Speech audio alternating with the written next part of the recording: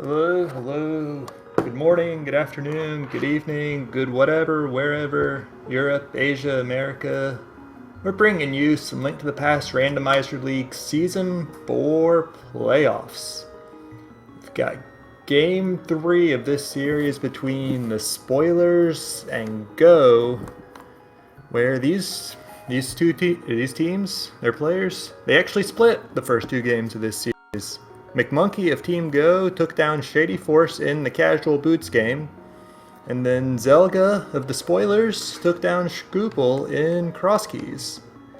And then that set up this match where the higher seed, the Spoilers, Dr. Marty, got to choose the mode from a list of 4, and he chose Hard Item Pool Randomizer.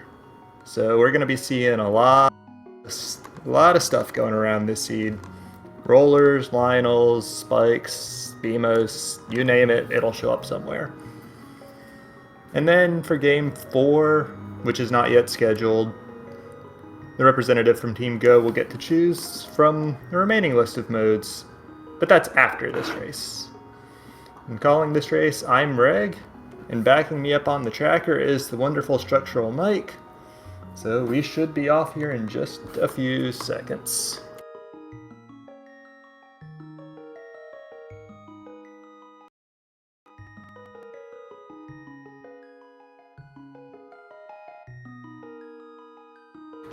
Actually, yeah, we can see Vortex's timer counting down, and here we go.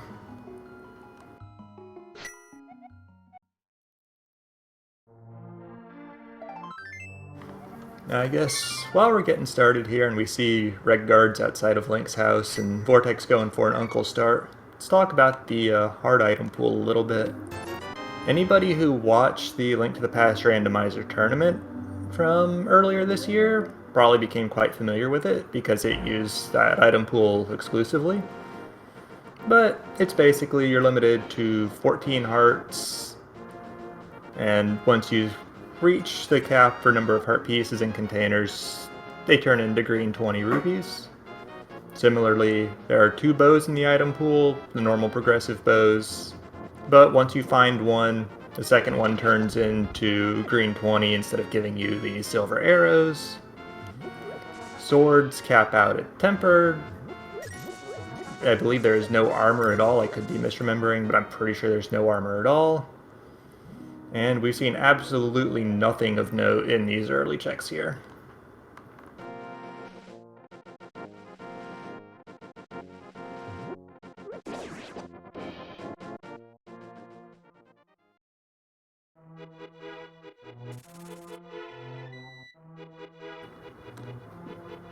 Surprisingly, vanilla, pickles, and I don't even remember what the bird enemies are called anymore, but in the Lost Woods, relatively easy to navigate, but we're seeing enemy shuffles throughout here. Blue Boomerang is a very good item to have, just stun capabilities, greatly increased safety, especially in the super early game where you've got no weapons to fight back with and only 3 hearts. And then gloves, once they're done with Kakariko, take those to the back of the castle, get those 3 chests in the back room of the sewers, and 3 free and easy checks for them.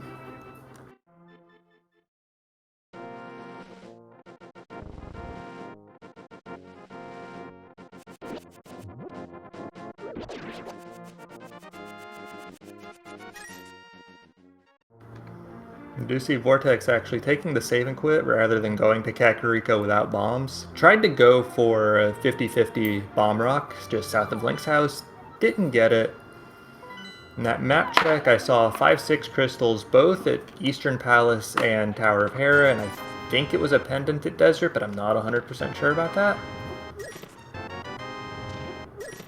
But Vortex taking the save and quit to go buy bombs, Marty going right into Keck without bombs, having to leave that bomb wall in the well behind, does get a sword, which there will be value in that once he's out of the village.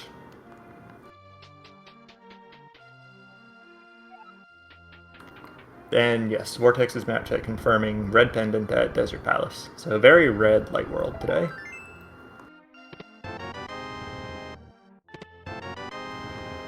Now, Quake Medallion, Titan's Mitts, still no bombs though, so Marty having to leave both the bombable walls in the North Kakariko behind. Let's see, Green Pendant in Misery Mire. So that's 2 of the 3 pendants we know about here. So Vortex is gonna get these 3 easy checks in the back of Sahasrala's hut. And between the 2 runners, we now have Dark World access. As gloves, mitts, and Kakariko plus the Moon Pearl, you can take the portal just north of the village and go to the village of Outcast. But doing that on 3 hearts and only a baby sword for weaponry might not be the most appealing.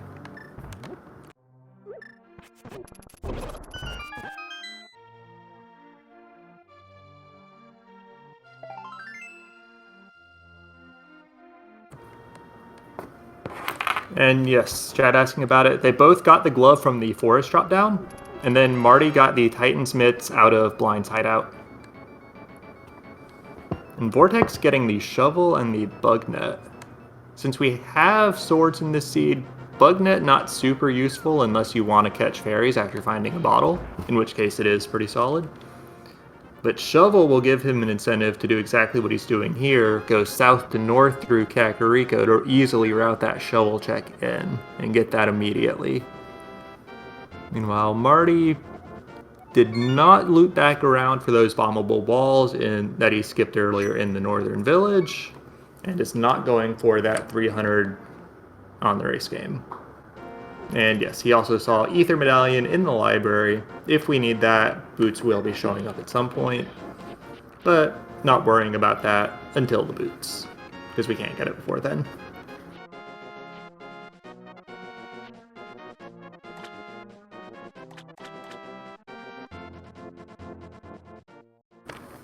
Unfortunately for Vortex, that shovel just a piece of heart, but is able to route it probably more efficiently than Marty will ever be able to, because he can't combine it with going to Kakariko or going to South Shore when he gets that shovel out of the back of the sewers, and it's probably not going to be very long before he does.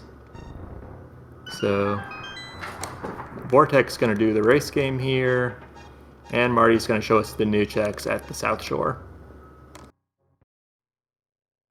And for Chad asking, Marty did do both Blind's hideout and the well, but because he had no bombs when he did them, he skipped the bombable wall chests in both, and did not go back for them after getting bombs out of the back of the tavern.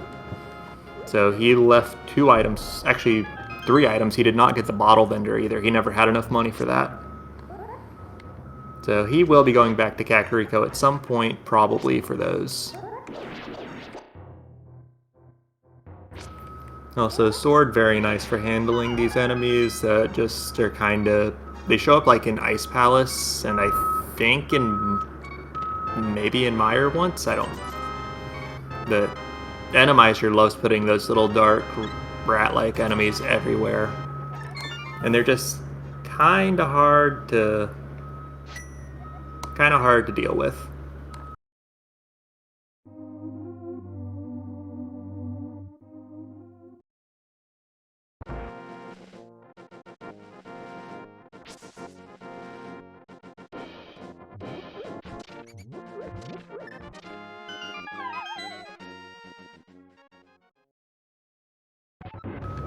So for now, Marty, unfortunately, that Beamos knocked the bomb out of his hand, so he has to use another one, but he's gonna get his shovel here, and then he's got to make his way to Sahasrala to get that Moon Pearl,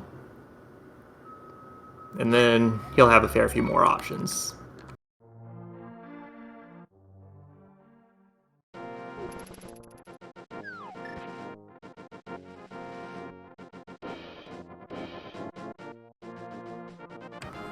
And luckily for Marty, 2 of the 3 checks that he missed in Kakariko earlier have turned out to be nothing, just red rupee on the bottle vendor, and some bombs behind the bombable wall that I'm sure he would have loved to have had. But he'll likely go back to them at this point, but it might be a little while, and that's fine.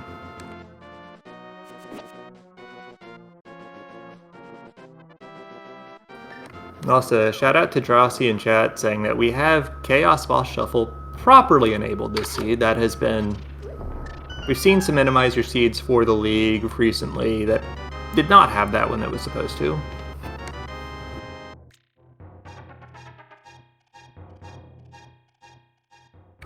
And Vortex confirming all 3 items that Marty missed in Kakariko are junk.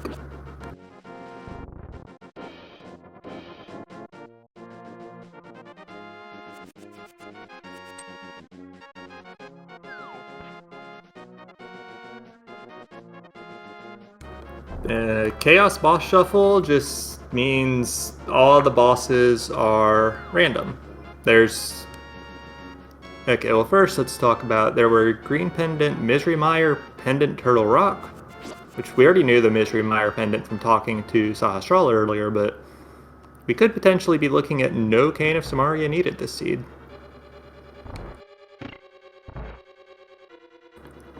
But yes, Chaos Shuffle. The description on the Randomizer website, all bosses are chosen entirely at random. You may see one boss multiple times, and some bosses may not feature at all.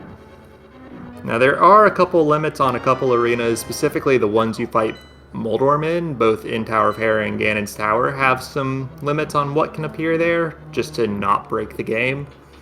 I unfortunately don't really remember off the top of my head what those are, but if somebody in chat has that information and can share, would love to have that.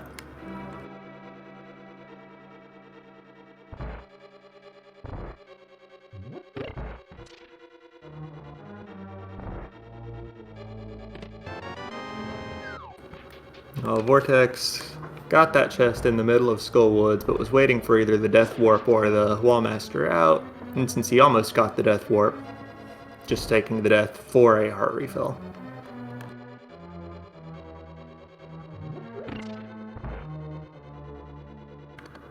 And since this is Randomizer Boss Shuffle, one other feature that's relatively new to the Randomizer. If you find a dungeon's compass and you check that dungeon's map, there will be an icon telling you what the boss of the dungeon is. You don't need to go all the way to the boss room to see it.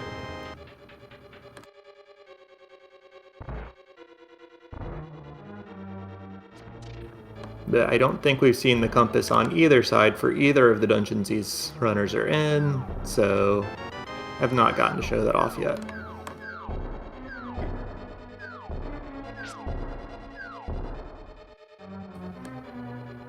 Oh, we did see that, and I just totally missed Marty's map check. So Marty knows Eastern was Mothula, and then Vortex found a hammer and a bow in Skull Woods. So Vortex very, very well equipped suddenly to clear out the Palace of Darkness, a dungeon completely on the other side of the world from where he is. But there are still a few bosses that he wouldn't be able to kill. Painful overworld death there, sets him all the way back to Link's house or Sanctuary. He got both the items out of Skull Woods. You can't feel bad about that, but you still feel bad about that. But if the boss... Well, we know that boss in Eastern Palace is Mothula. Marty can kill that. He'll have to play a little bit defensively just because he's got the baby sword. And Mothula still flies around even with no spikes, no conveyors. It's going to take a little bit. But he can kill the moth. The big bosses we can't kill at this point. Can't kill Cold Stare because he can't open its shell. Can't kill Trinex without rods. Can't kill Argus without a hook shot. But I think, theoretically, we could already kill pretty much every other boss in the game, which is pretty nice.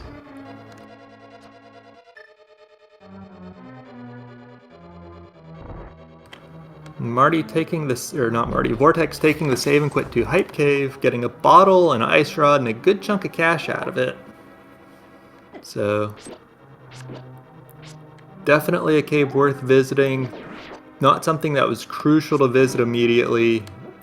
Marty showing off Randomizer dark rooms, very dangerous, but that sword, able to at least let him see roughly where he is, and that fire snake got out of the way, so he is out of the dark. Just a few more rooms to get to before he is on to the moth.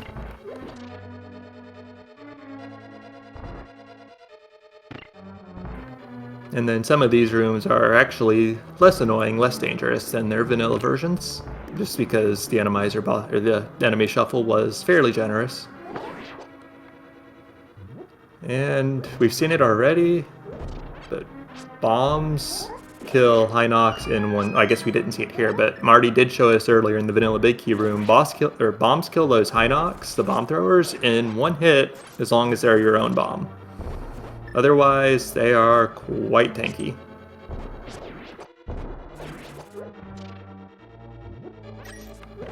Unfortunately, this room not quite as friendly as vanilla if you're good at the vanilla one, but that room's difficult in vanilla too. Probably the hardest room in Eastern Palace.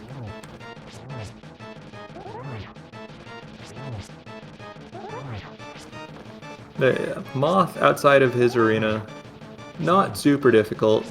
Just gotta wear him down. Play a little bit safe so you don't hug him. Avoid his beams to kind of be in there at a little bit of an angle. And Marty gets a Master Sword and the first crystal of the race as Vortex grabs a Smith and saves and quits.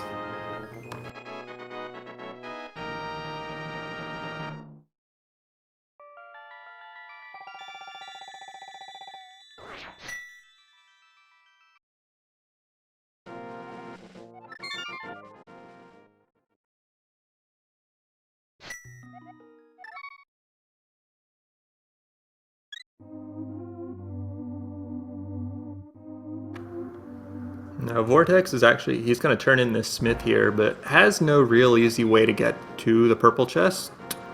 He can do that with the hammer pegs later if he wants to, and he does have all the Village of Outcasts checks left to do. He died in the overworld before he could get to those, unfortunately. But for now, unless he wants to go straight to the Dark World again, there's not much over here for him to do once he gets this Smith item.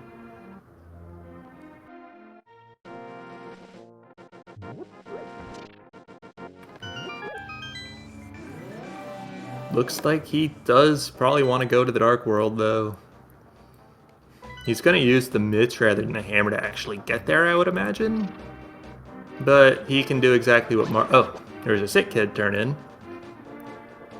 Which Marty could have done as well. I don't think he did. Not anything of note, regardless. That was a very pathetic chess game. Pretty sure that's just the worst possible. I'd rather have gotten a single bomb rather than that single rupee, but so it goes. And yes, both runners now in the Village of Outcasts, one having done Eastern Palace for a Master Sword, one having done Skull Woods for bow and hammer, and Magic Mirror in that C-shaped house, very convenient for routing the Dark World.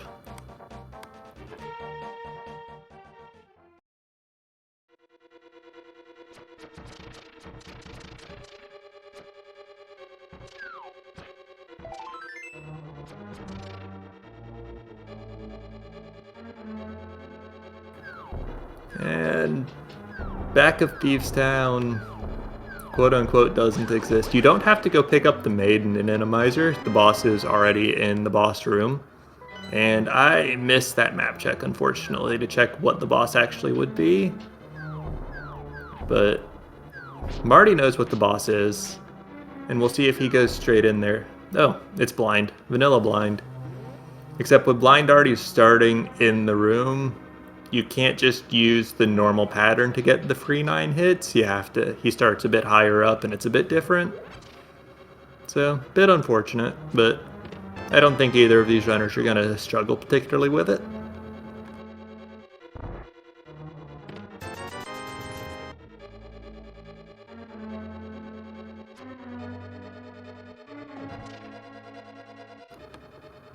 But I am curious as to whether Marty actually chooses to go into the back of the dungeons where items are, because we know that there were only, what, 2 items? I actually missed what the last chest was when Marty got it. I'll see it when Vortex gets it here. But there was a compass in the front, meaning that there is 2 items in the back at least. Oh, and sword beams. Okay, so yes, 2 items in the front. Sword beams just mean that you play dodge the fireballs and you don't have to actually get close to blind until that happens and you lose them. Though you can see blind is so much higher up than he normally is, which means that you can't really get above him. And it got a little bit hairy at the end, but Marty got his 9 hits in and got a map. So there are still 2 items to find in Thieves Town in the back region, and wondering whether either of these runners are going to go for them.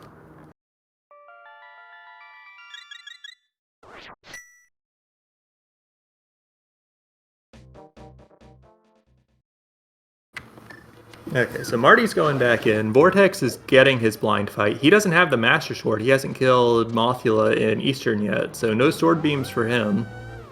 He does have this blue potion, though, that he picked up in Hype Cave.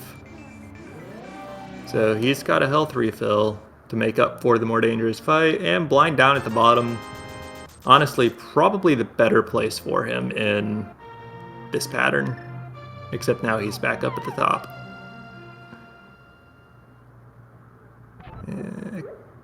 And yeah, with that mirror, Marty going back for these 3 CAC checks that he missed earlier, going to get his triple junk.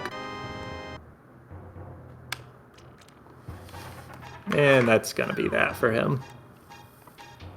And Vortex got his first crystal, still behind Marty on that crystal count, but he'll be able to do Eastern and Pod together later using that mirror, plus he's already got bow and hammer, so he's in relatively good position there.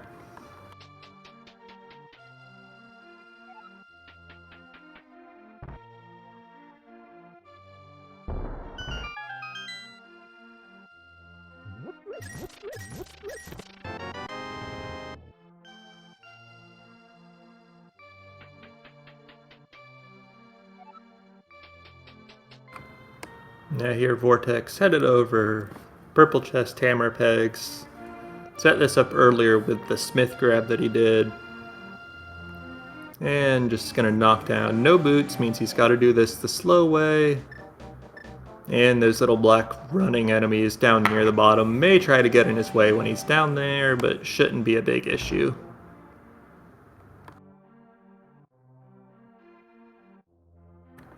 Yeah, no problem at all.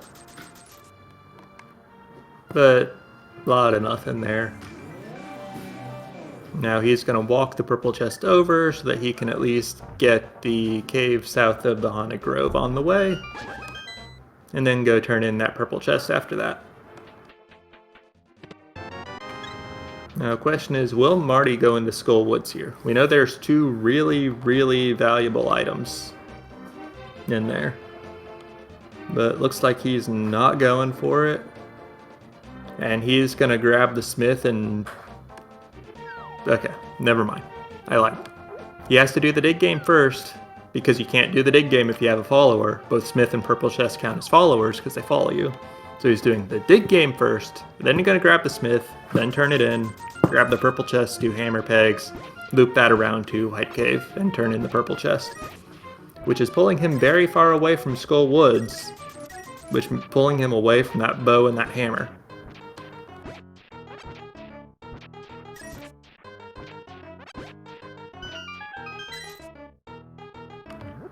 And yeah, nice little roller there means Vortex is just mirroring early and turning in the purple chest, getting his 6 heart out of it.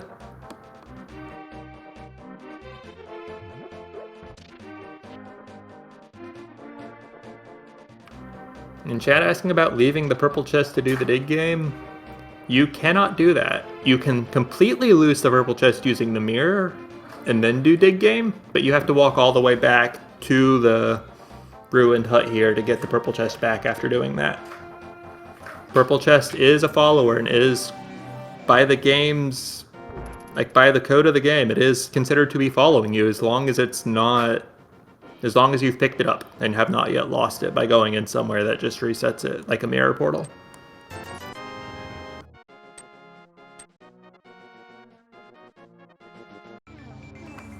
Incidentally, the red bomb is the exact same way, but it destroys itself fairly quickly, so it's a lot less of a concern, and you never take it over in that direction anyways.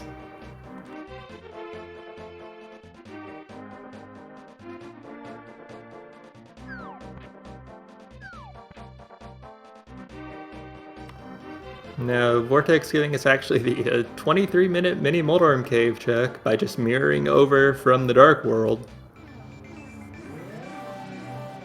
And we saw this earlier on Marty's side, but there was, yeah, a whole lot of nothing in here.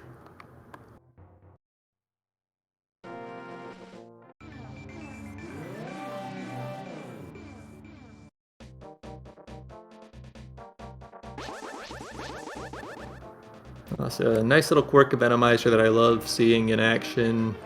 You saw Vortex slash that thief and do damage to it. Killable thieves are just really, really nice. It's a shame that Vanilla doesn't use them.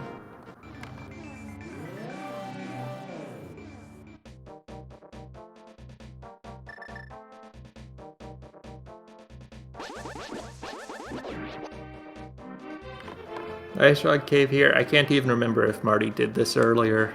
I'm a bit frazzled at looking at two screens at once, but okay, Red Boomerang, no. Marty didn't do that earlier, but yeah, I mean, it's nice, but we already had the blue one, so it's not a huge issue.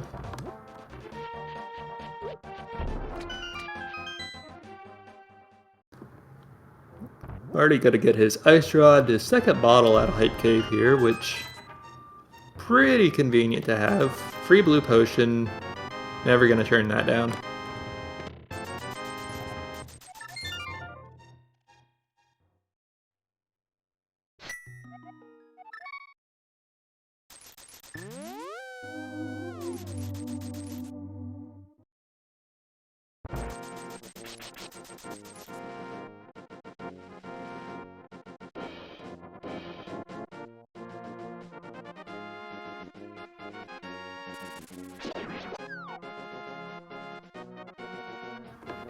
So I guess I missed it while watching Vortex be a little bit indecisive, but Marty lost his purple chest while doing Hype Cave? Or after Hype Cave?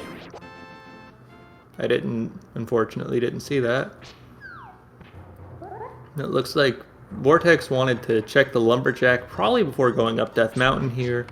Marty also going up the mountain, but Marty no hook, no hammer means that he's restricted to the west side.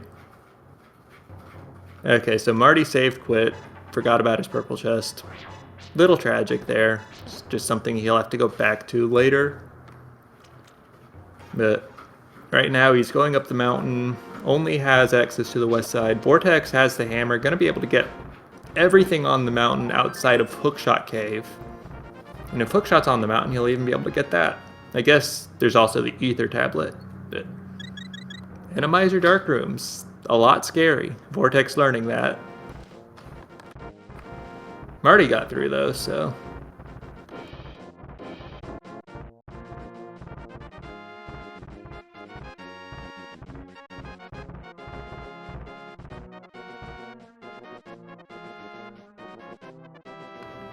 Okay, looks like it'll be Eastern Pod instead for Vortex here, which is a lot more in logic and doable. Not totally without fire sources, but a lot more. And when he gets to the end of Eastern and kills Samothil, he'll have a better sword, in addition to whatever goods are in Pod.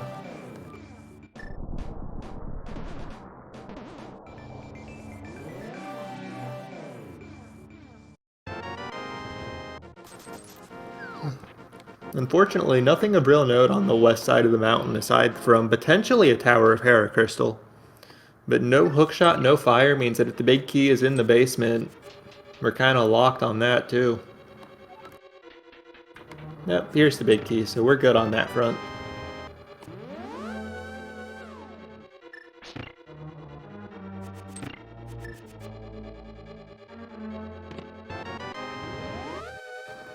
And that is the last sword. Marty's going to get this seed. We'll see at least one green 20 somewhere, in addition to potentially seeing them for armor.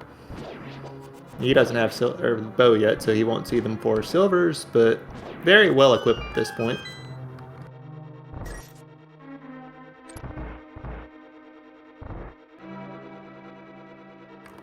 And Chad asking about using the boomerang to grab that key in Hera.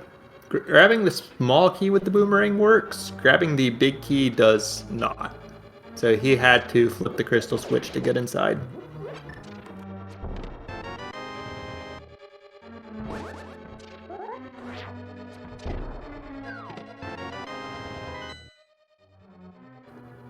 And we've got a Vitreous at the top of Tower of Hera. We've seen the map and the compass. 50-50 on whether that Vitreous is going to drop the small key and leave the last item in the basement. Or... oh, and Vortex found the boots in the shooter room while I was looking at Marty and Hera. That's convenient. That gets us that medallion on the lumberjack ledge.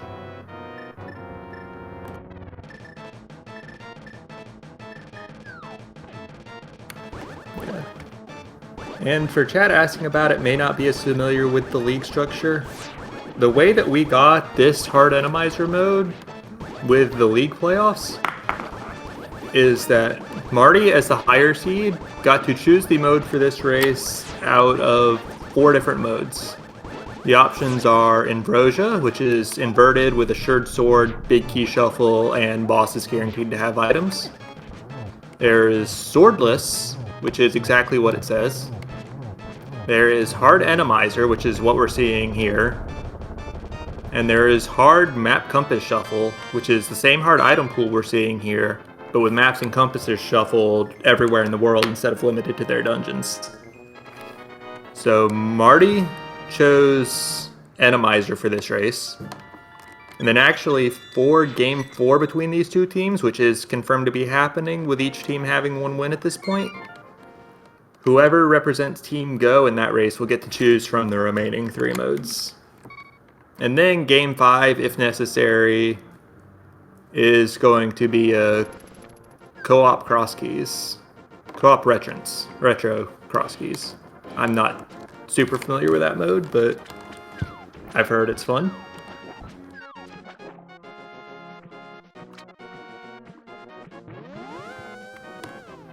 And Vortex continuing on through Pod. Hammer jump into the dark maze. Nothing of note in the big chest, although I guess it was an item. Second item there. But yeah, anti-fairy in the dark maze.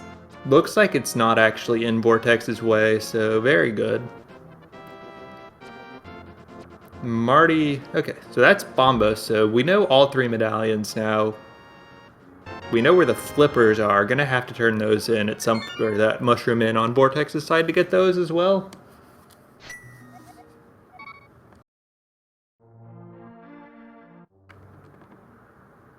But okay, and Vortex successfully navigates the dark maze in the dark. No easy feat in Randomizer, let me tell you. No. Vortex has not picked up the flippers. He's going to have to at some point. That item is very hard required for Swamp Palace.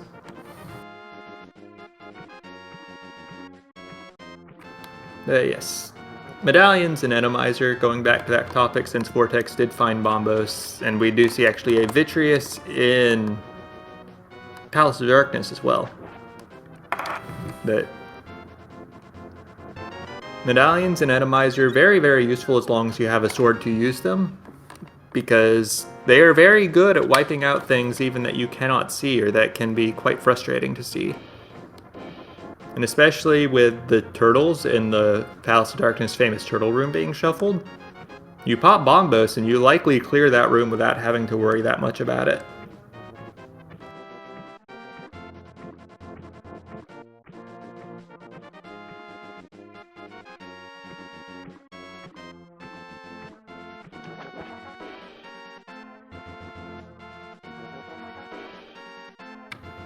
Also, yeah, his teammate in chat's calling Vortex out on this, but he's trying to go to Helmasaur without a small key, and that's not going to work. There is a locked door between Vortex and Helmasaur, of the small variety even.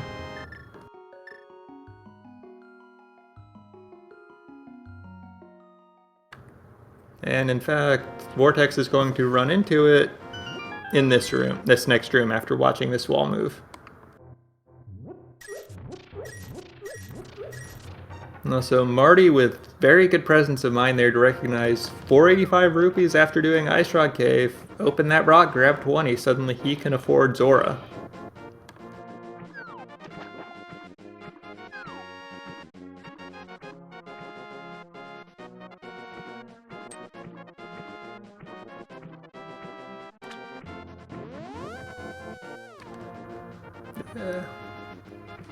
Marty, wrong side, or not Marty, Vortex, wrong side of the crystal blocks there.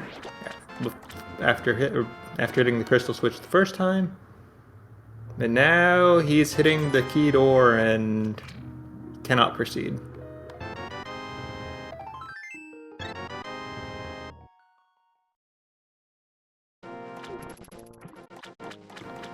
So now he's got to backtrack, grab a small key from somewhere. Okay, he didn't do Stalfo's basement, it looks like, so he can grab a key from here almost certainly. And he's off.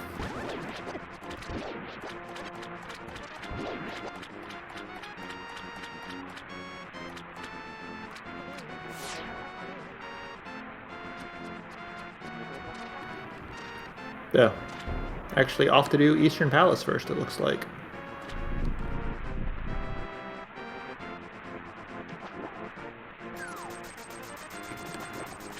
Zora with the most insulting offering in the history of 500 rupee offerings. But Marty going over to the ledge, gonna grab this bottle with a fairy in it, and be happy with it.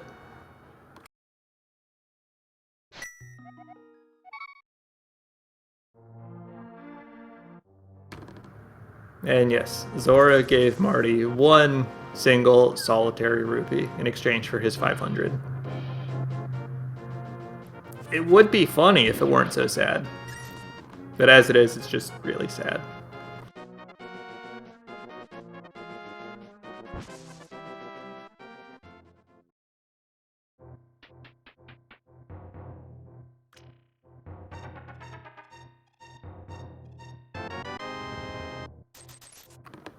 Marty actually checking the uncle spots here. Probably going to go into the castle after this with his relatively good level of equipment.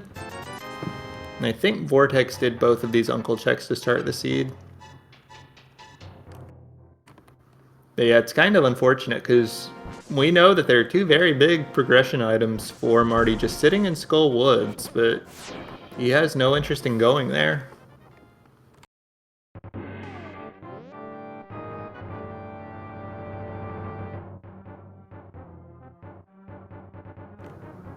Meanwhile, Vortex kind of just backtracking through Eastern Palace that we've already seen on Marty's side.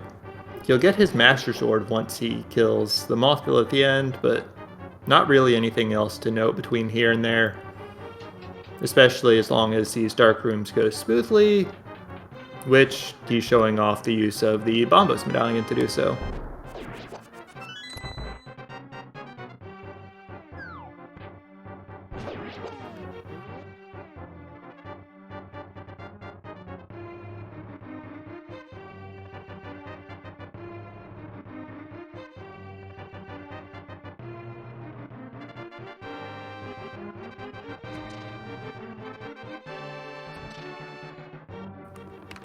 Now, we've seen the small key. I don't think we've seen the map yet for the castle sewers area.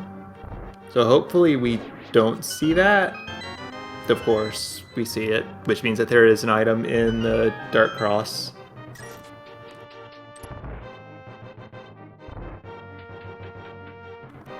Anyways, yeah, chat talking about how Bombos was in the dark, making it logically lamp-locked, but honestly, both of our medallion dungeons are pendants. And we're really using Bombos for its utility in clearing out dark rooms effectively on Vortex's side, so I say I don't care about the logic and just use it.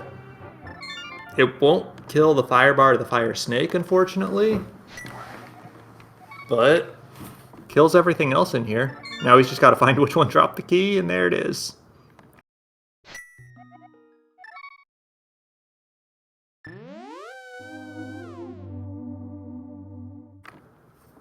And yeah, Marty not interested in the Dark Cross. And given that he'd have to do it in the dark, in Randomizer, a lot of dark rooms in a row that have a tendency to be rather nasty. I don't blame him.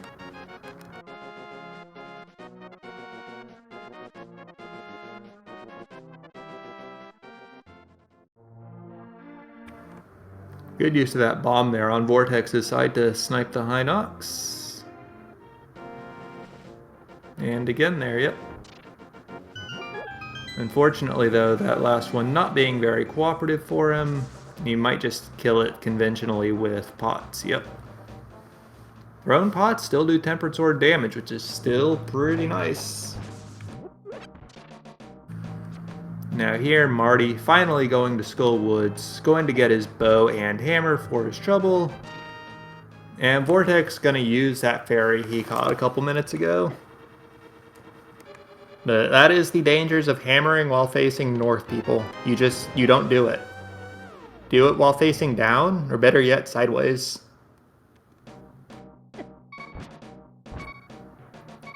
But that is Vortex getting his second crystal and his Master Sword.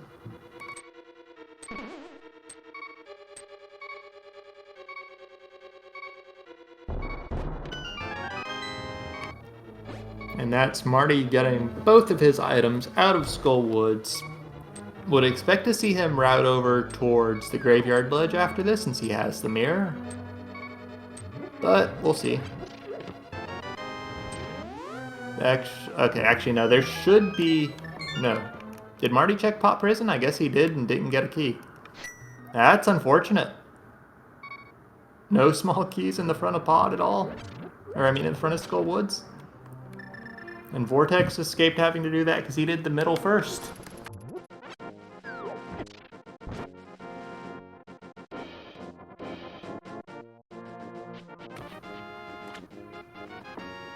Oh, he skipped Pot Prison? Okay. Little bit of a surprise, but I guess he didn't want to... Yeah, he didn't care about Graveyard Ledge with those items in hand.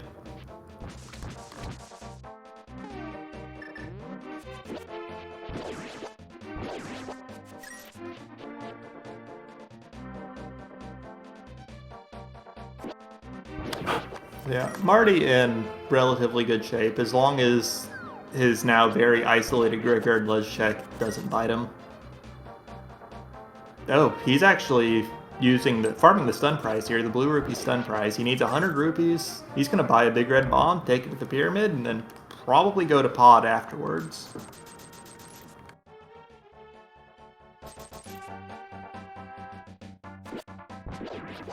And then actually, yeah, he's still farming some money here because he needs 100 more to go to Palace of Darkness, and very far from guaranteed to get that between the 3 checks he's got before then. Could see him bail and detour to Catfish instead if there's no money in the pyramid area.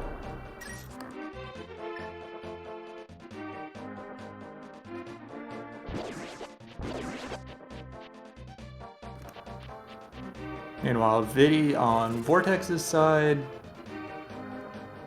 did several Master Sword spins to soften up the eyes, switched over to arrows for some quicker kills on most of the small ones, and now he's got plenty to lodge into the big one if he wants to, but was going for a little bit of sword instead.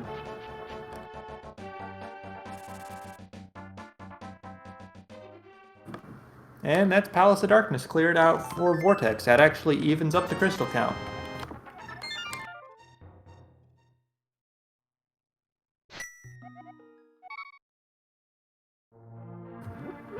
Also, I guess I missed Fire Rod, presumably on the Pyramid Ledge for Marty.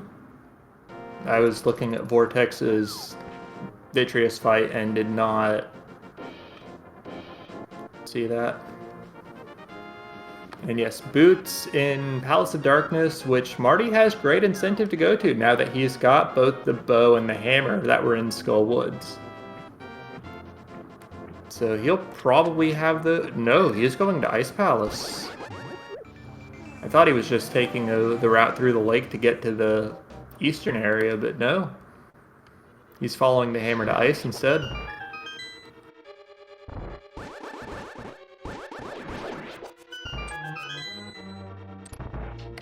Oh yeah, chat, you're right. He still doesn't have pod money. I was even talking about that earlier.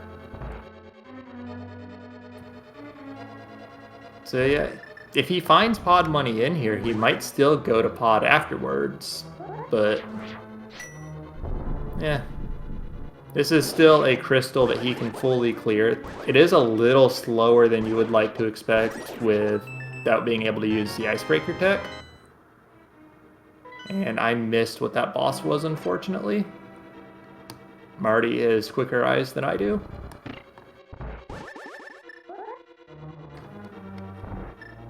Chat saying it might have been Landmola's, which is a very reasonable fight.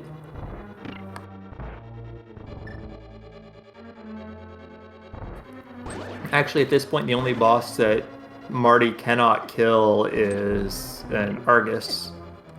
With that fire rod in hand, he can kill a Trinex if it comes up. And he could already kill everything else.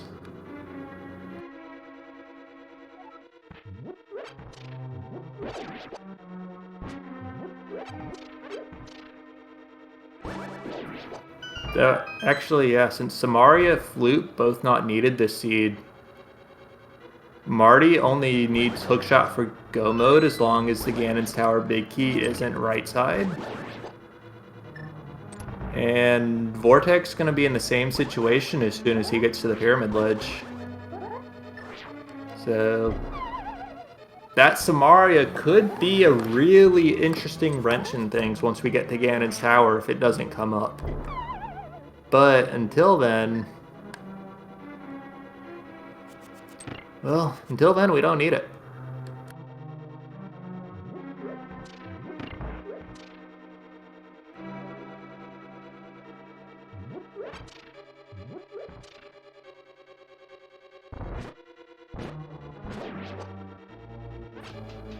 Yeah, I'm not completely sure what was wrong with Marty's bomb jump. Granted, I haven't played with the tech in a while, so I might have just not seen his setup correctly. But regardless, yeah, he's taking the casual route through Ice Palace here. Oh. Flying enemy messed up pixels or something, I guess? Similar concept to Harapot failing? Okay. Yeah, that both completely sucks and completely makes sense. Marty is going to bomb jump here to skip the hookshot requirement in this room and get through. And Vortex is going to hit the same castle checks that Marty did not very long ago.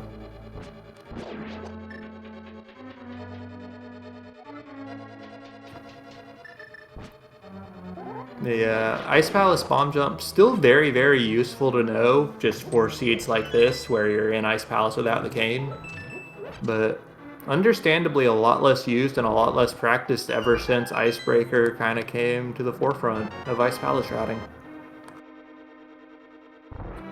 And geez, was that like 2 years ago now that it did? It's been a long time, it feels like.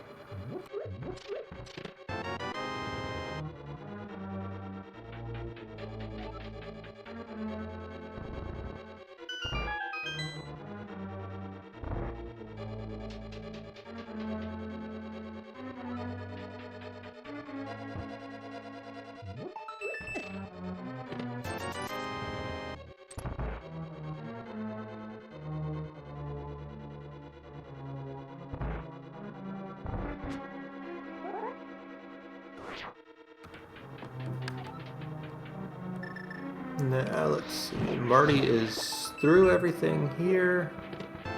He did get the big key. I believe in its vanilla chest. But going to get the iced tea chest first by bomb jumping across this hole. And he'll get the chest using this small key here. And then he'll have to bomb jump back across that hole to get the big chest if he wants it.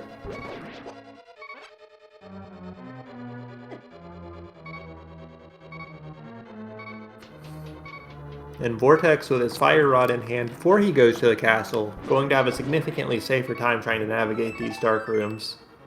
And by that I mean they're not really dark at all, so he'll be able to get whatever item is in the Dark Cross.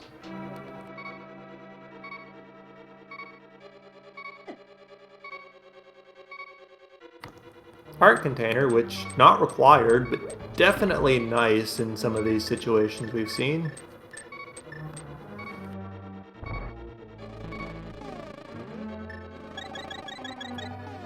And Marty having to down his blue potion so that he can bomb jump. Definitely not what you want to see or have to do. But his only other choice was to orphan this big chest, which had an item in it. Not a useful one, but was an item. Would be pulling at the back of his mind for a while if he didn't. And we now know Cold Stare going to be holding a small key, which reveals to us the Cane of Samaria not going to be in Ganon's tower. Because Cold Stare holding the small key means that you were logically expected to use the Cane of Samaria to hit that block in the room just before Cold Stare to open up the room that you drop into him from. So with both Mire and Turtle Rock being pendants, Samaria could have been in Ganon's tower before we got that particular piece of information. And Vortex getting the lamp off of Catfish. He's already done pretty much all the difficult dark rooms between Easter and Pod here and Mire not being required, but he died in the old man cave earlier, so this will let him get through that presumably rather easily.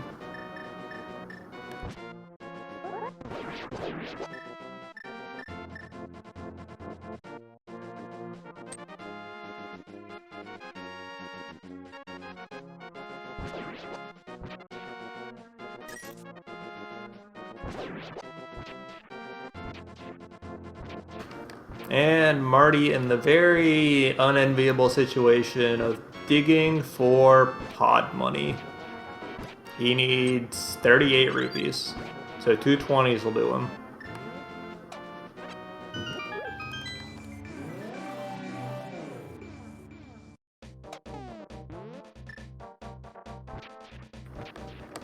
And actually at this point, chat mentioning the 300 at race game, the difference in these two runners' rupees right now is basically Vortex did race game at the very start of the seed where Marty skipped it. And Marty has done some extra rupee farming between the big bomb and trying to get pod money here. Marty knows the stun prize is a blue rupee though, so yeah, at this point he's switching over to do that after he got one.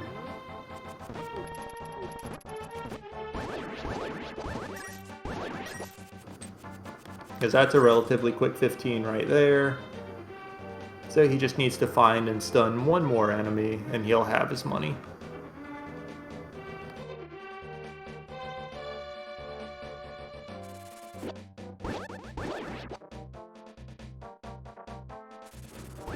And yeah, we do see Vortex's screen unfortunately frozen here. We can see his timer's not moving. And so we'll just focus on Marty for now. He's going into pod. We know he's going to get his boots in the shooter room. He's going to get his bombos in the dark maze. There's a Vitreous waiting for him at the end. We'll see how he handles everything in the dark. Okay, Vortex is back and has successfully rescued the old man with the lamp this time.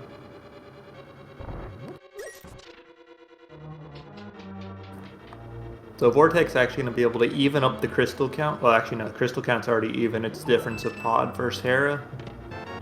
He might be able to get a very brief edge in crystals, in addition to showing us what's on the east side of the mountain, which we have not seen yet. Marty wasn't able to get over there when he was on the mountain earlier.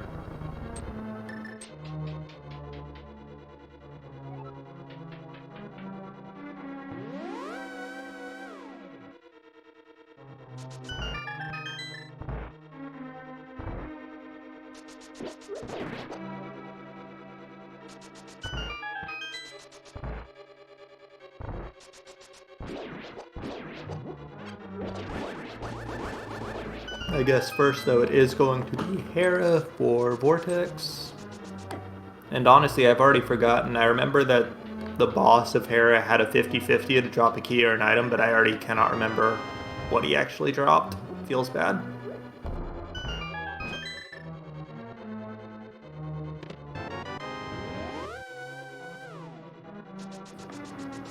Regardless, just as a reminder to people, we are in a situation where theoretically a hookshot equals go mode for these runners.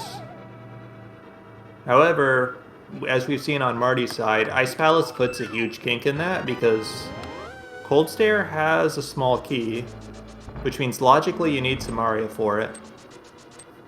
And there's an enemy in there that just completely screws up the Ice Palace bomb jump, courtesy of Randomizer. So, might be really wanting that Samaria to clear Ice Palace.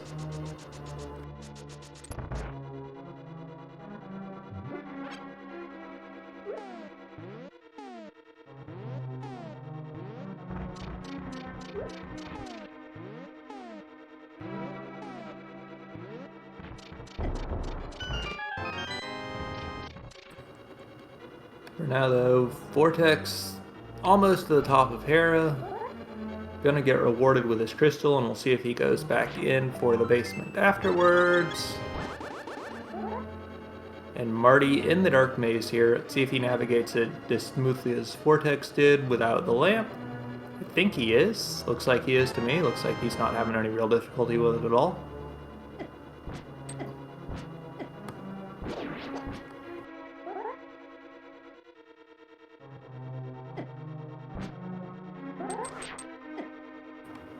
Okay, maybe I'm mistaken and he's slightly off track here. Yeah, unfortunately, Marty quite off track there. Not going to get his Bombos medallion, it looks like.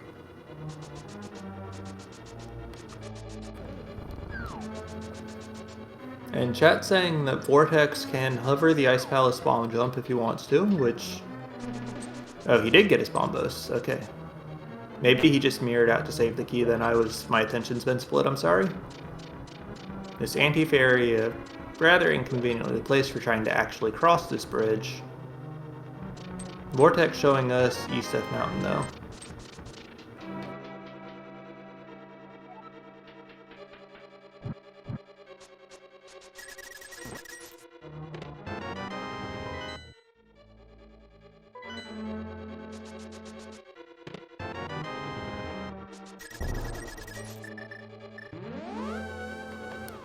Just triple bombs in Spiral Cave, but perfectly fine to do Spiral Cave first there and just grab those, because now he's going to do Paradox Cave up the mountain. Or no, he's not. Okay, because he has the mirror, he's doing it this way. And since Turtle Rock being a pendant, you really don't care about the Turtle Rock portal very much. So he's still going to do this, except he's going to come back out this entrance of Paradox Cave, and then he'll Super Bunny Cave up the mountain, and hope he finds the hook shot so that he can just be in go mode.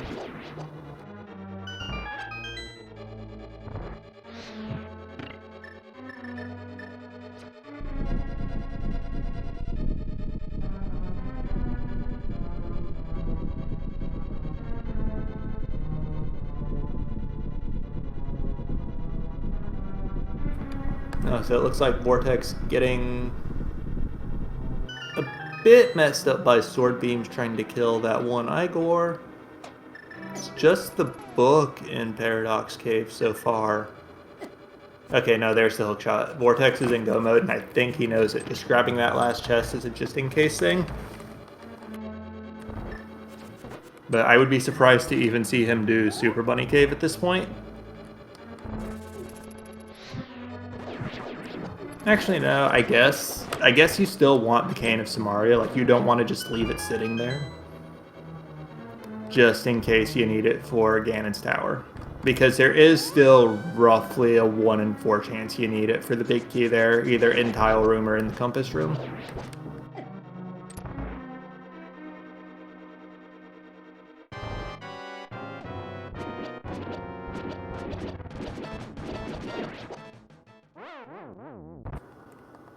Marty, unfortunately, biting it there, but still has that fairy that he picked up on the Zora ledge a while ago.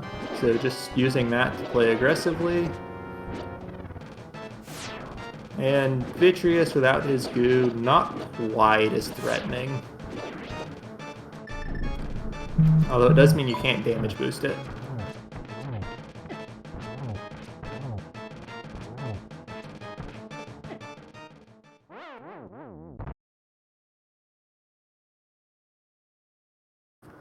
Unfortunately, Marty taking a death for real there against Vitreous. That, yeah, you hate to see that. That's all I can say.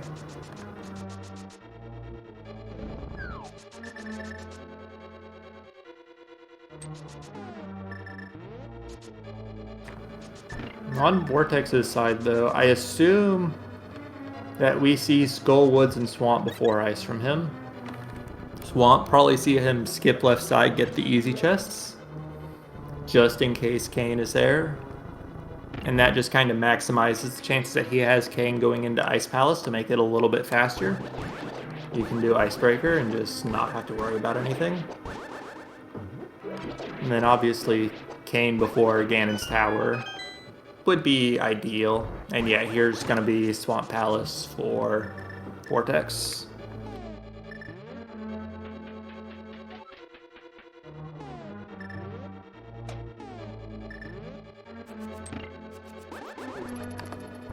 And yeah, chat's already pointing it out, but with Marty's magic meter after that death, he can have one fire rod shot in the dark here to light this torch. Luckily, not quite as threatening of a room as normal turtles, but still kind of difficult to just do it all in the dark. Especially because you can't... Okay, there, actually he's through. No need for fire rod at all.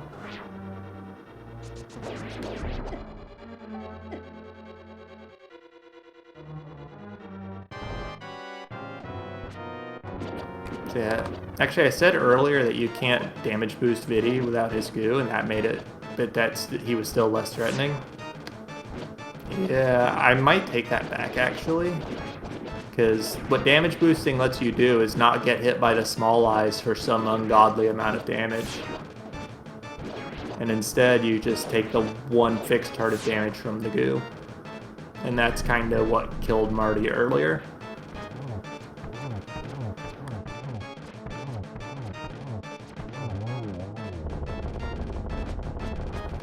Regardless, Marty all the way through this time, getting at least a partial refill on his arrows there.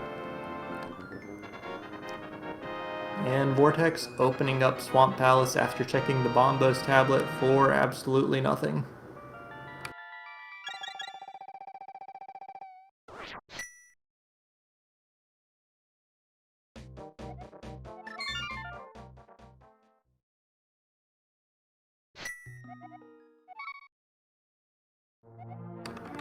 So we'll see how thorough Vortex is with this Swamp Palace. I expect him to skip left side, just because he is theoretically in go mode as long as the Ganon's Tower Big Key is not on the right side of the basement. But still check everything else as a hedge against that fact.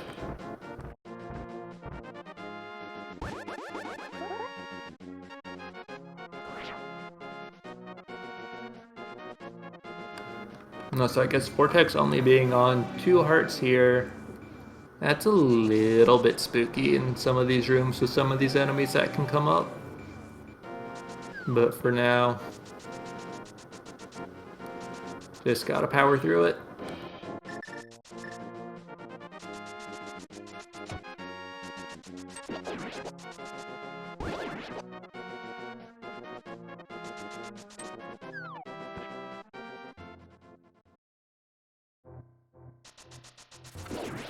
Marty on the east side of the mountain here. He'll get his hook shot out of Paradox Cave not very long from now. And we'll see how he handles the search for the rest of the game, having already failed to clear Ice Palace without Samaria once before. Presumably he's going to hard need that item. And Vortex. Hookshot iframes do not apply that late, unfortunately.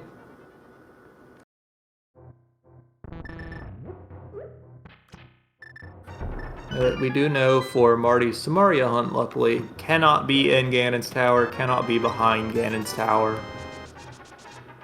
It could be in Misery Mire if the flute shows up, but that's a bit of an if.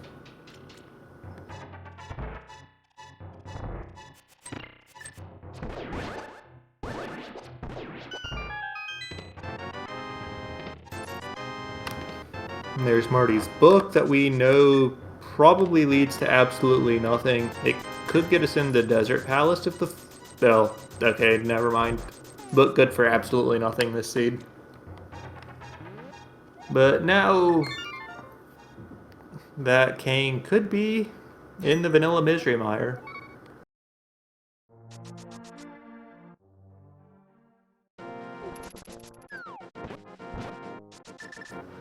And Marty gonna get that flute not very long from now since he's headed for Swamp as well.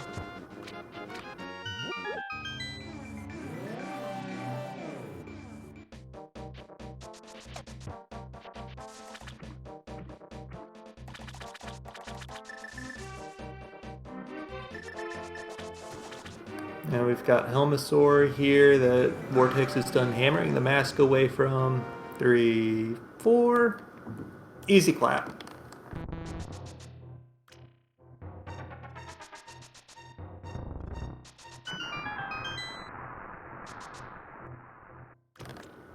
And chat asking why Vortex might have skipped the big chest in Swamp.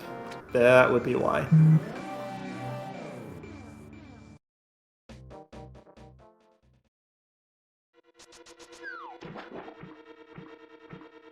And yes, Marty has full cleared Ice Palace except for the boss, because obviously no Kane to do Icebreaker with, and he was not able to do the Ice Palace bomb jump because of a floating skullhead enemy messing with the Ancilla there, so he wasn't able to actually do the bomb jump. And Cold Stare is holding a small key, which means that the logical Samaria lock on Cold Stare that everybody loves to bring up, but that nobody can actually discuss why it ever matters. It actually matters this seed.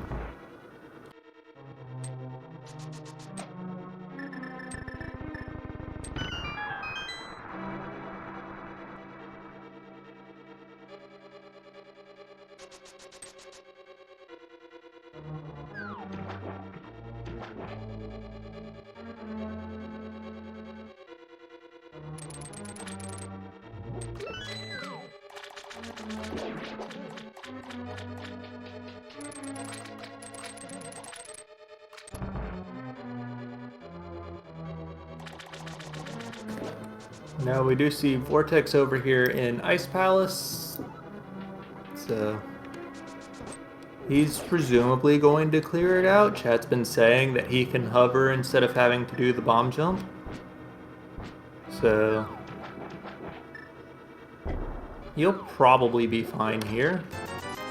And then he'll just have to do Skull Woods and he can be on to Ganon's Tower without the cane if he wants to.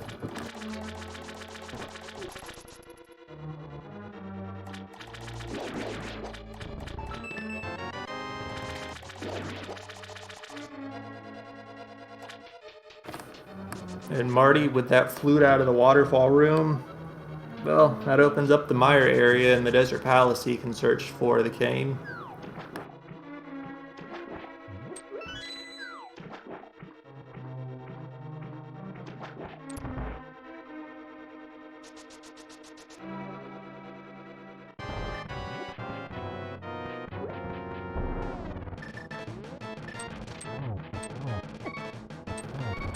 And Vortex having the same bomb jump here. But no, for chat asking about doing Skull Woods, we've already got both the items out of Skull Woods. So clearing it at this point, it's something that he's got to do. He does have to do it at some point. But as far as searching for Kane goes, it's a pointless move. There cannot be any item in there.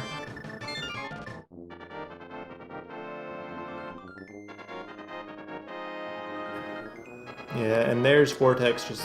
he hovered past the bomb jump after failing it twice. And he's going to just be off to the boss, presumably.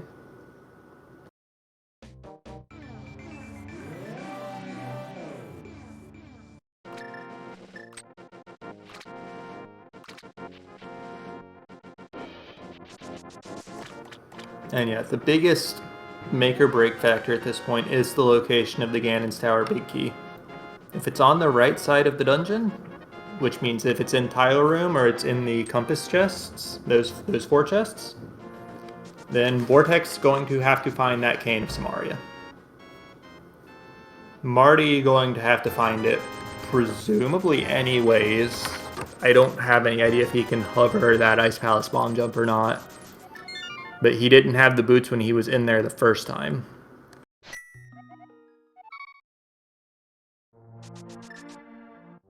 Okay, yeah, chat saying...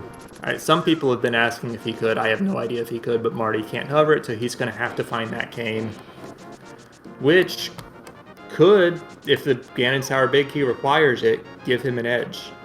Especially, we'll see if Vortex were to not pay close attention to the logic here and were to search Ganon's Tower for that Samaria, then that would be big edge to Marty. Or maybe not, as Marty's going back into Ice Palace here.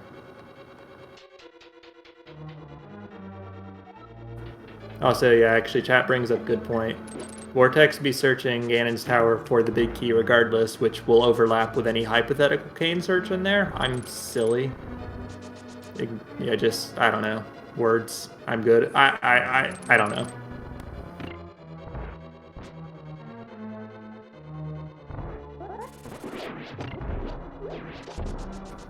But yeah, it's very much looking like Marty's gonna go back down here, retry the bomb jump, and see if he can just avoid searching for cane entirely.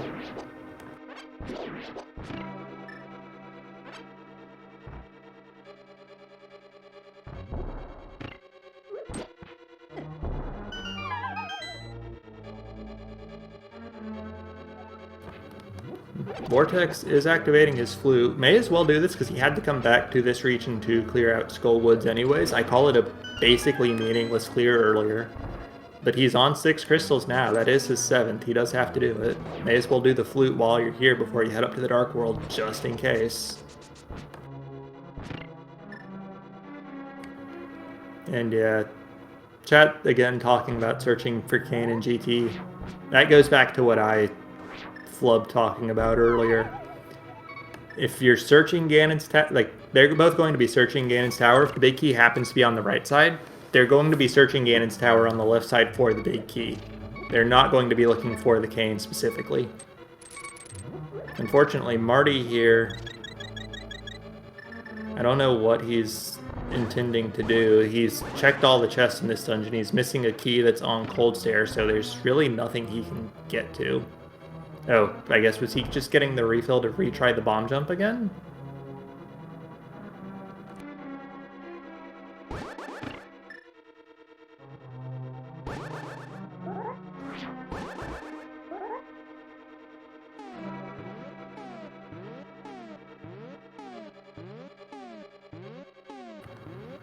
Okay, he is going out of his way to buffer it. Wants to make sure that he is absolutely perfect here. We'll see. I don't think he can possibly get this. Okay, no, he got it, from what chat's saying. I didn't think he could get it, but he got it.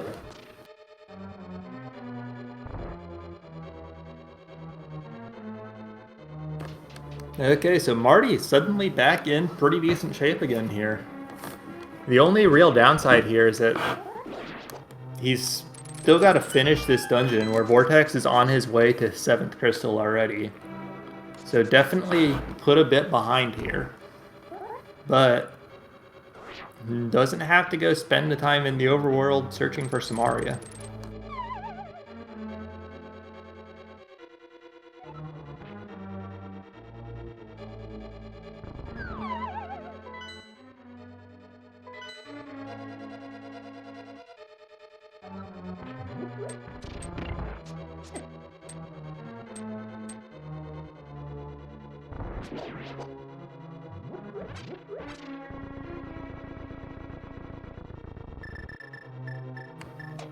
Vanilla Mohula. I feel like we saw this earlier, maybe, but I don't remember having actually seen it myself. Regardless, Tempered Sword means, yeah, this fight's not too big of a deal.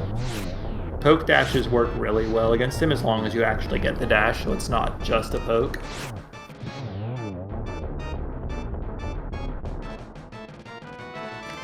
And Marty's got those land molas down in Ice Palace too, so Vortex on 7, Marty on 6. Vortex gonna lead the way, show us if we're on a cane hunt or not.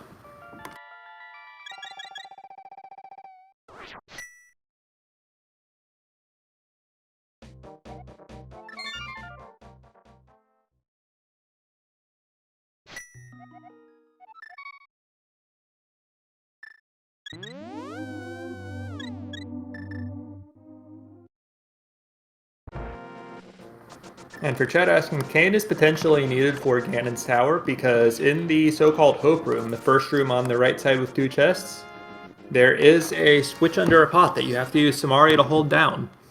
Holding down that switch opens up the tile room, and it opens up the 4-chest compass room. That's roughly a 1 in 4 chance that the big key is in one of those 4 or 5 chests. And if that is the case, you have to have the Cane of Samaria to get them. On the other hand, if the big key is in any other chest in Ganon's tower basement, any of the other 16 chests, then you're good to go. You don't need cane.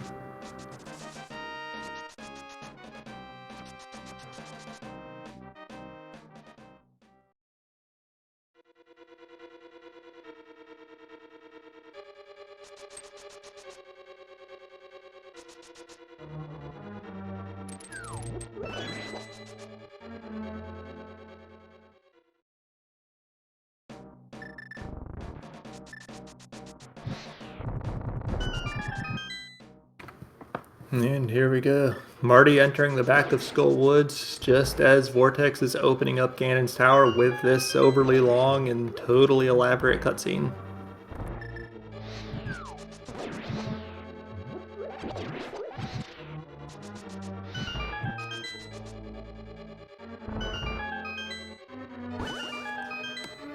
And with no cane in hand, we're going to be forced into the very classic Ganon's Tower room of Hope Room into the left side.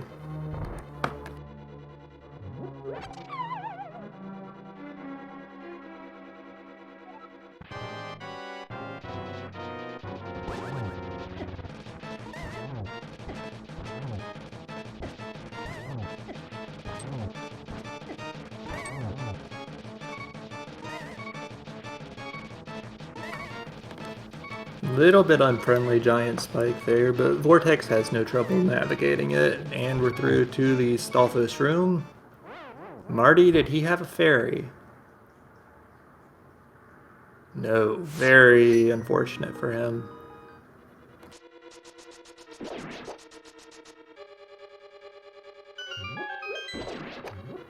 No big key. We did have a blue cane on Vortex's side, but that is not the red cane. It's not useful.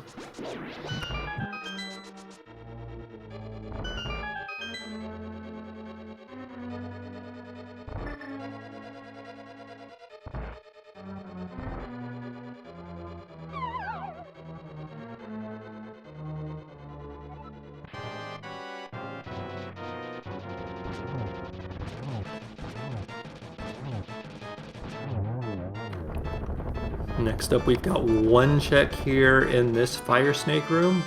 Well, now it's the Red Guard room. There it is. So, somebody probably said it would be in the 9th check. Shoutouts to them. Vortex is going upstairs, does not need Cane of Samaria. Marty's got his 7th crystal just as he finds it, but Vortex significant edge already being on his way upstairs in the tower.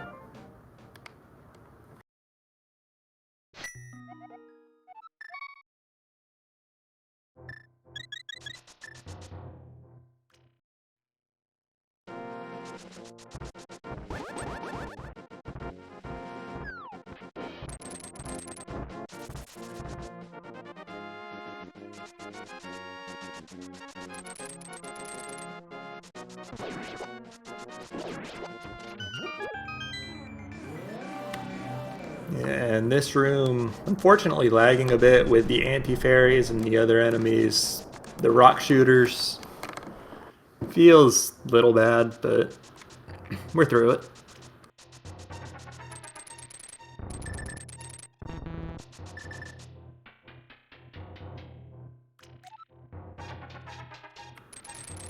And yeah, chat's pointing out here, Marty took deaths to the Mothula in Skull Woods and the Vitreous in Palace of Darkness.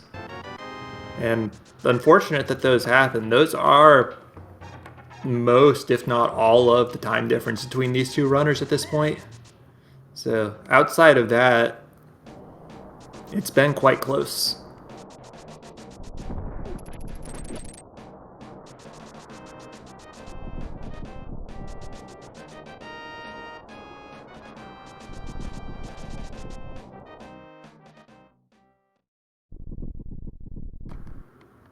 Now, Vortex here only on 2.5 hearts after picking that one up.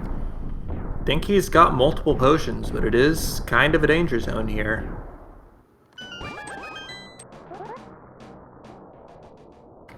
And Vortex takes a death in the gauntlet. No, has a fairy though. Okay, he must have caught that earlier. I thought he was all potions.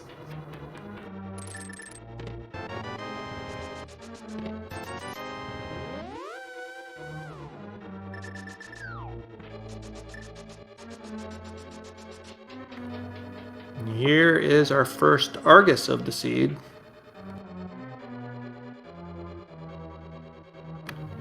That shooter really not friendly to trying to get 0 cycle strats here, but Vortex able to pull off most of them. And yep, silly quirk of Argus in that room. When he goes off screen, the game thinks he's dead and lets you just go. And Wizrobe's randomized into something a fair bit easier to deal with. Maybe not faster to deal with, but easier for sure. And very similar story in this room.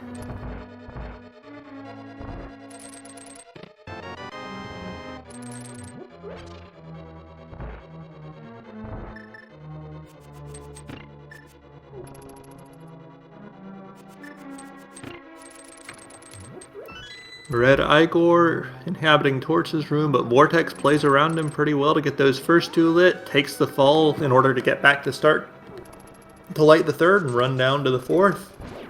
Very conventional strategy there, but it works well. And these guards kind of pushing Marty around a bit, but he's got his big key now. Vortex gets knocked into that. Oh! Did he have another fairy? No! Vortex takes a death in Torches too. Suddenly, Marty right on pace with him. I don't actually know if Vortex is going to have to refight Argus in the Landmo 2 room. But if he does, then Marty's lead is exactly what it looks like. If he doesn't, it's slight edge to Vortex. But yeah, this went from multiple minute advantage for Vortex to like within one room of each other in a flash. And chat's confirming that Vortex gonna have to redo that Argus fight. So yeah. But they're dead even here.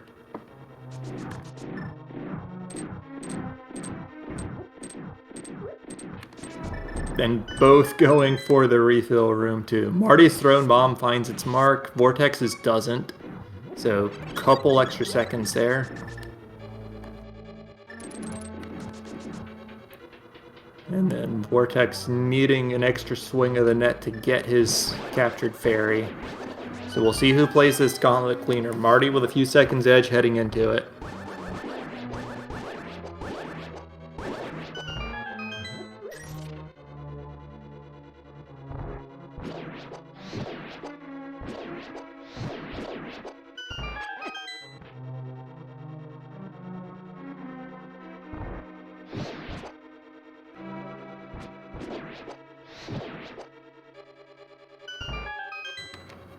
Marty, good to know that that bat doesn't actually impact the opening of the door in the kill room. So I was able to just get the door open that much quicker, save a bit of magic. For chat wondering, Vortex took a death in Torches 2. That suddenly put Marty very, very slightly ahead. You can see now in the same room, on the same fight.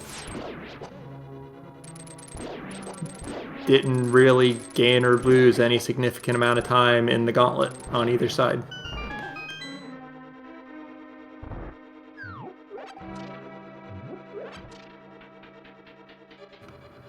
If there's anything to note here, it's that Vortex has a 2-heart advantage in terms of total health. But they're actually... Oh, 2-heart advantage in terms of real health too.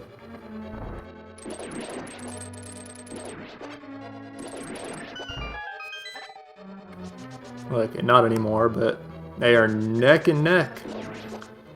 Marty slightly slower through what should have been Wizrobes 2, and both on to Torches.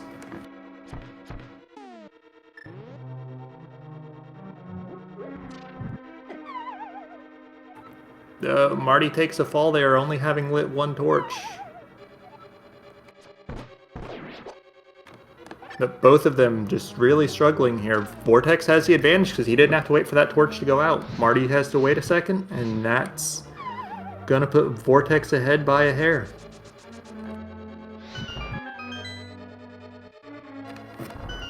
Now this is where Vortex died last time.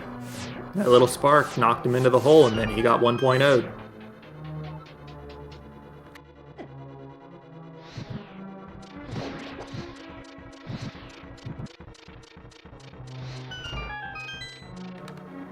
Good recovery there on Marty to be able to get through that.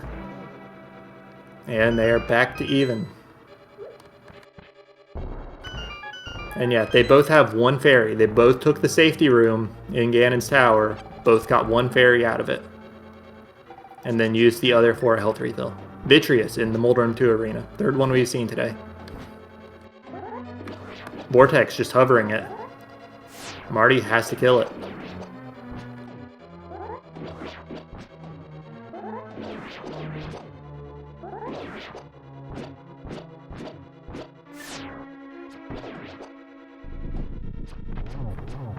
Cane of Berna getting Vortex through this nonsense room. Marty having to wait for Vitreous to explode. Vortex about 2 rooms ahead here.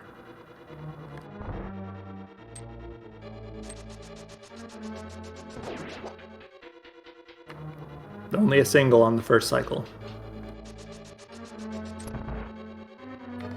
Chat mentioning silvers. This is hard item pool. There are no silver arrows. Both of these guys are about as well equipped as they're going to get. Marty with a double on the first cycle. Might be able to save a cycle here over Vortex. Missing that shot, not going to help with that. But yes, Marty saved a cycle. He's still a few seconds behind, but it is just a few seconds. Whoever plays Ganon better, take the race.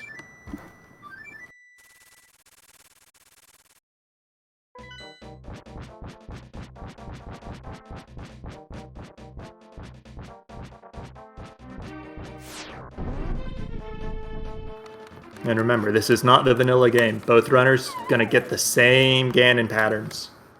I don't think the fairy impacts that. But having to burn that fairy immediately for Vortex, if Marty plays clean, then that's, what, 2-second difference at this point? 2 seconds that Vortex lost in the menu. So Marty is ahead here. They're on the same pattern. Marty very, very slightly ahead.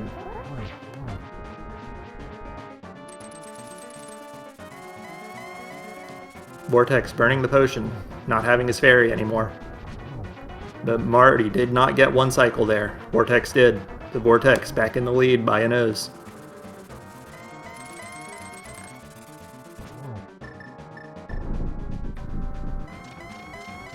Vortex has hit Ganon twice in this phase 3. Marty only, well, twice now. A lot of warps though. Marty's gonna get all these warps too. And yeah, I have no idea how Marty didn't get the one cycle when he was sitting there in the corner spinning. I thought he was getting them, but I don't know. Vortex with the torch glitch. He is slightly ahead here. Marty, fire rod torch glitch here. Vortex stuns Ganon. But Marty misses his fire rod shot.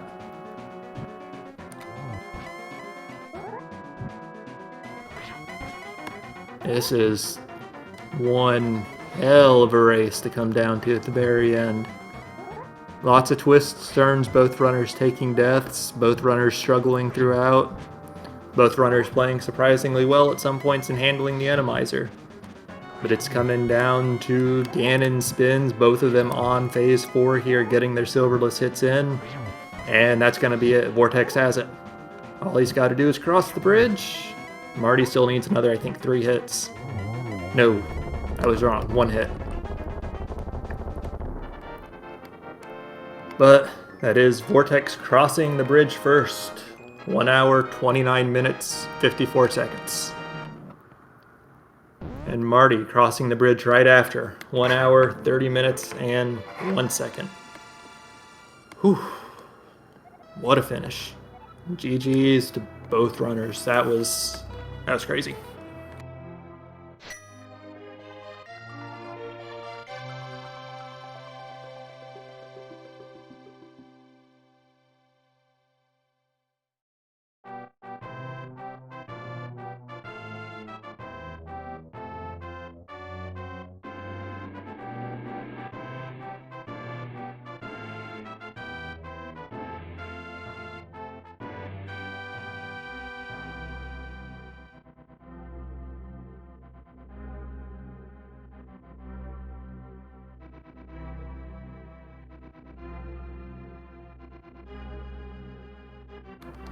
And we'll see if we can get these runners in here, if they're up for joining.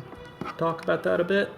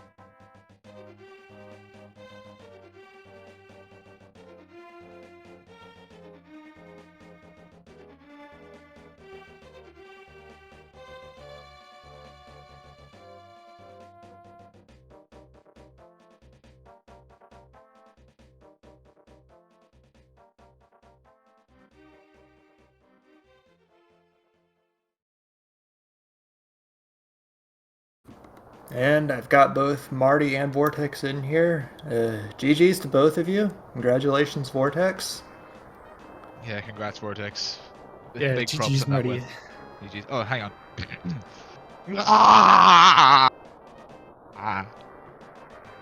I think it's the appropriate reaction there. Yeah, that whole seed, I thought I was toast for sure. Everything was so, just everything was in straightforward places, and there were a lot of places where I lost a lot of time. Smith being required made it sting a little less, getting that mirror right after, but I did a lot of things in a fairly inefficient order. I don't think there was an efficient order, I'll be honest. I mean, the god route was just go to Skullwoods, through VOO, straight to Pyramid Catfish, and then you just then you go up the mountain and just win, I think. Get your boots in pod before or after, but yeah, I mean, it wasn't a super hard route to hit, but I didn't think anybody was gonna get, pyramid catfish super early, actually, but No, the route was so unappealing since so much Mhm. more was open at that stage. I Yeah. mean, you had Pod fully open, then Ice Palace suddenly opened, and then Swamp Palace opened. It was, yeah. Yeah, I held off on ice mostly because I didn't have hookshot or cane. And like without either of those, there's not a ton that's actually like open in ice. So I was like, I wasn't sure about it. And yeah, after I got the hook shot, I was like, okay, cool, I'm cane for go. And so I do Ether Tablet. I'll skip Spike, and then I do Bombos Tablet into Swamp. I was gonna do Pyramid Fairy, and then I was like, I bombed open the first wall in Swamp, and I was like, oh wait, like I don't necessarily need cane. And Bombos Tablet was a very difficult check to do with no invincibility in that roller there on Green Mail. Yeah, I'm just gonna say Ice Palace was. Well, I don't think the Randomizer made it too difficult, but Well, Marty, other when you were trying to than bomb jump, did you? Or I guess really both of you failed the bomb jump. so the bomb jump wouldn't work. Yes, Like and I was wondering both if either of times you knew about it because I didn't know about it until I think it was Zelga in chat was talking about it. Yeah, see, that's what made me go back there the second time, because for the preceding 20 minutes, I was thinking, okay, is there any way I can get around the cane requirement for Ice Palace without doing the bomb jump? And eventually I concluded, no, there's no possible way. Then I remembered there was that skull in the next room. Then I remembered Shady saying one time, if you kill the enemy in the next room, sometimes the bomb jump works. And that's how that series of events worked for me. And so that's how I eventually made it work. Vortex was much cleverer to just, hover over the hole. Yeah, I didn't really have a plan beyond Hoping. hope I could clutch out the hover with I think I had one fairy and like 4 hearts left when I got it, so I had 10, 11 tries left. But yeah, I wasn't sure. If I was thinking, which I wasn't, I probably would have realized that the conveyor room was a different super tile, so those enemies probably weren't affecting it. But yeah, I probably would have gone on a cane hunt. Truth be told.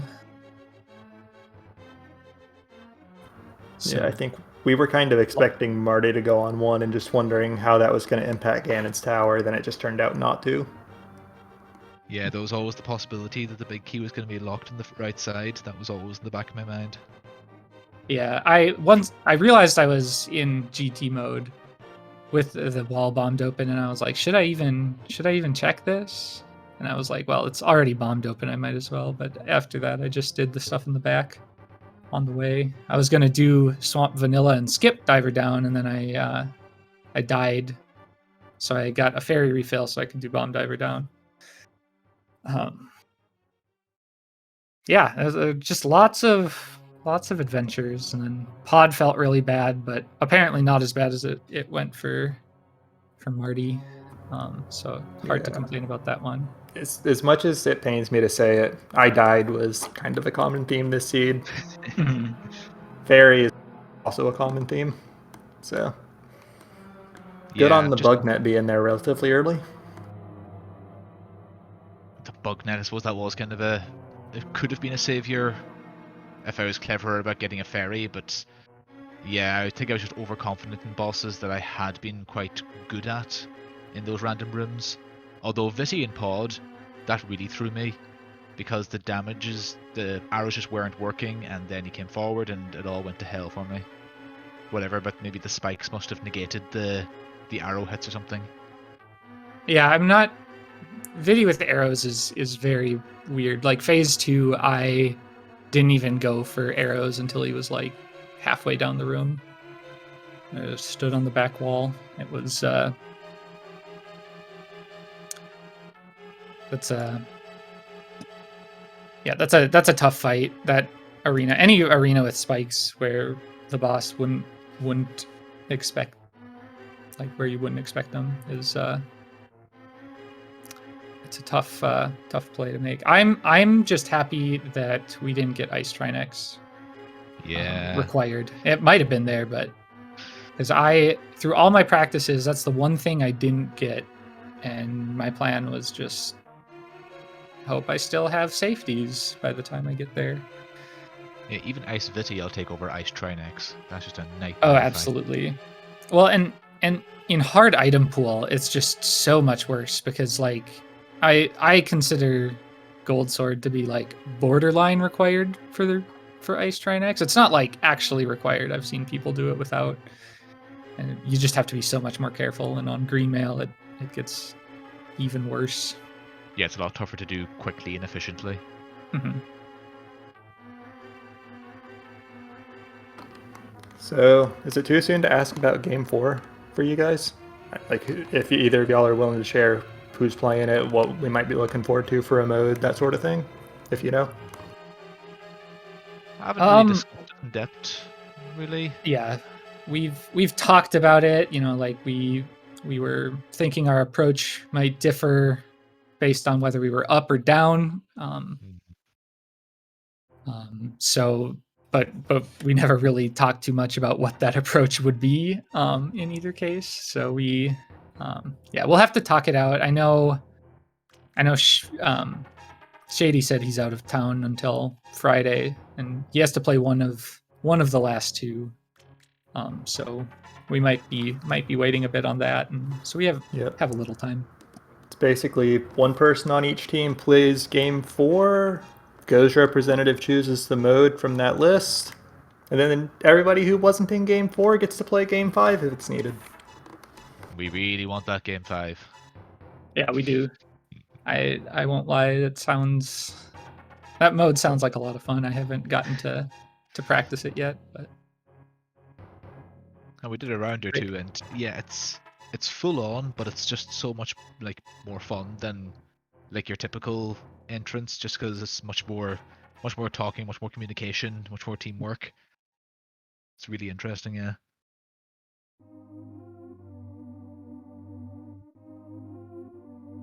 But yeah, I'm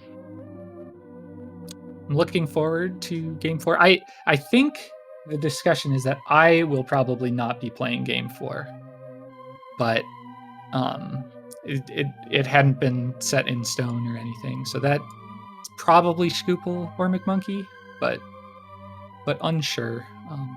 Honestly, I'm yeah. Well, I had to play Randomizer, so I get to pass the other modes off to my teammates, and they get to even choose. So hey, you won Randomizer. You don't get a buyout at all. That's true. That's true. But yeah, I mean, I definitely am aware that I kind of got away with one here. Randomizer is not a strong suit of mine, and definitely sounds like there were lots of opportunities for it to swing wildly in either direction. Yeah, because like you were ahead probably 3-4 minutes headed into Ganon's tower. Then you died in Torches 2, and Marty was ahead by like in the same room as you. And it was just super tense back and forth right up until you hovered across that Moldorm arena. It was close again until like even Marty then had it was a 2-2 instead of a 2-1. Yeah, like there's way too many things that happened this seed to point to one thing and say this is it. Yeah, you can't even do that in a normal race, but in this one especially, just way too many things, even just in the last like 5 minutes of the race. Yeah, by the sounds of it, we both made plenty of mistakes that we could have done without, and then won by a bit bigger margin. But if we both played perfectly, then it would have been 125.05 to 125.10 instead. So. Yeah. Like one thing that could have very easily happened is if I took like 30 more seconds, 45 more to realize that I didn't need the cane, like I would have done Swamp Compass Chest, and that would have been the difference right there if everything else went the same. Like there's so many so many variables in a rando race. It's just really tricky to try to even think through that. All you can do is look at what actually happened and say, this is the game that happened. I won it, I lost it. Oh well, that's how it goes. Yeah, for sure.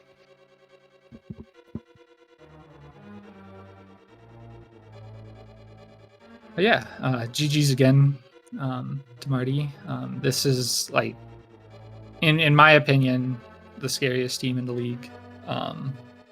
And to be up for game 4 is more than I had hoped for. So I feel very, very fortunate, very lucky. And yeah, looking forward to seeing what we decide for the last two. So GG's again. And Yeah, and I just do want to say that having commentated this race, I am really, really glad I did have the time to commentate it today. So big thanks to both of you for running it. Also, big shout outs to Structural Mike on the tracker, helping me just let me talk through. Yeah, thanks guys for getting this restreamed, and yeah, GG's again. Looking forward to game 4 now, whatever janky mode that'll be. And hopefully we can force the game 5. Yep. I guess I'll just go over the schedule in brief. At 9:10 p.m. Eastern, which is, what is that, about 9 hours from now? There's going to be a team I Like Big Boots versus Mogliacci playing Map Compass Shuffle. That's going to be Zero Rush versus Orange on this same channel in about 9 hours. That's the only thing scheduled for the Invitational League. For the Open League, we've got JKLOL versus Zelda and Chill. That's going to be Radical Sniper versus Amaranth playing Cross Keys on this channel at 4:10 p.m. Eastern, which is about 4 hours from now. And 4 hours after that at 8:10 p.m., going to have Kaysen versus Oro of the same teams. And they're going to be playing Ambrosia on SpeedGaming too. And that's going to be the schedule for today for the Randomizer League. So plenty to check out. Should be pretty interesting if you're around for it. But I think that's going to be it for me. I'll leave the floor to the runners if they've got any last minute things they want to say. That's all from me just anyway. yeah, thanks again. Everything. Yeah, GG's again, Marty. So. Yeah, GG's again. Let's go back to work now. Yep. All right then. GG's to both of you, and we'll see you guys some other race. See you now.